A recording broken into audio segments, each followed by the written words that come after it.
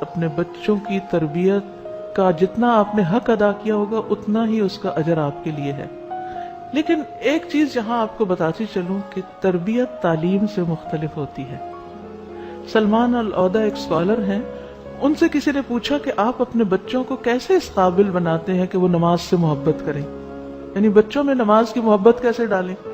تو انہوں نے کہا پہلی بات جو آپ کو کرنی ہے کہ انہیں اس قابل بنائیں کہ وہ آپ سے محبت کریں، یعنی بچوں کے ساتھ ایسا سلوک کریں کہ جس کی بنا پر وہ آپ سے محبت کریں، کیونکہ تربیت محبت کے ساتھ ہوتی ہے، تعلق کے ساتھ ہوتی ہے. تعلیم تو ویسے بھی ہو جاتی لیکن تربیت محبت کے بغیر نہیں ہوتی. تو آپ دیکھیے کہ جو بچے بھی آپ سے دور ہیں یا گیپ ہے آپ کے اور ان کے بیچ میں، تو ان کو سب سے پہلے محبت دینا شروع کریں، ان کو اپنا بنائیں، ان کا اعتماد بحال کریں کہ آپ ان کے خیر خواہ ہیں اور آپ سے بڑھ کر انہیں کوئی چاہنے والا نہیں. اس کے بعد آپ ان کو نماز کا کہیں، قرآن کا کہیں اور چیزوں کا کہیں. ہم اپنے اس ریلیشن کو تو فکس نہیں کرتے اور پہلے ہی ہم ان کو نصیحتوں کی بچھاڑ کر دیتے ہیں جس سے وہ اور زیادہ ہم سے دور بھاگنے لگتے ہیں.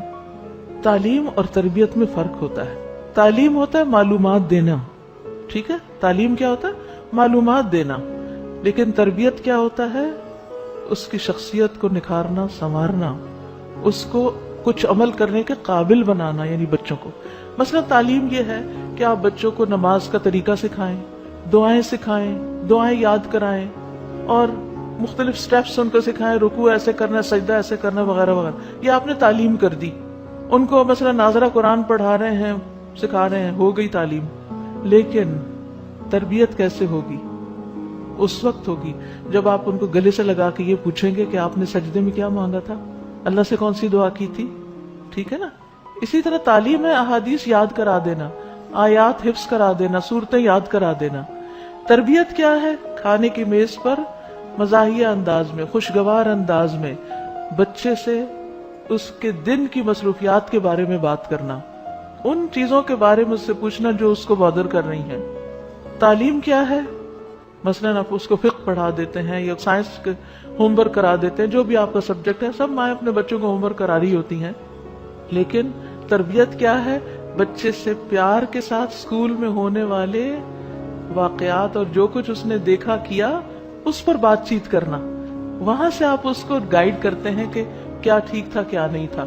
ہر بچہ آ کے آپ کو 100 کہانیاں سنانا چاہتا ہے اور ماں باپ کیا کہتے ہیں؟ چپ کرو، باتیں بند کرو اور تم ذرا کام جلدی سے کرو، جلدی سے ہوم ورک کرو. وہ 2 لائنیں لکھتا ہے، پھر کہتا ہے اماں یہ وہ ہماری ٹیچر نہیں کر.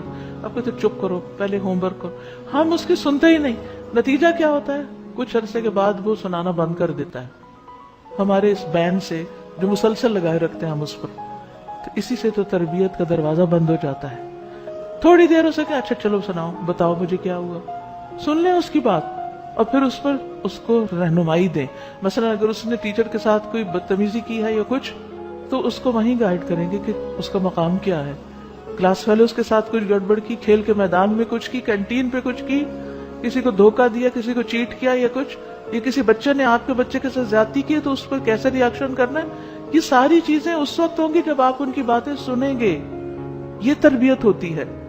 اسی طرح تعلیم کیا ہے کہ آپ ان کو باقاعدہ سیرت کی کوئی کتاب پڑھا دیں، اور تربیت کیا ہے کہ رات کو گلے لگا کر آپ ان کو کوئی کہانی بغیر کتاب کے سنائیں اور پھر آپ ان کو یہ احساس دلائیں کہ ہم آپ کے لیے ہیں.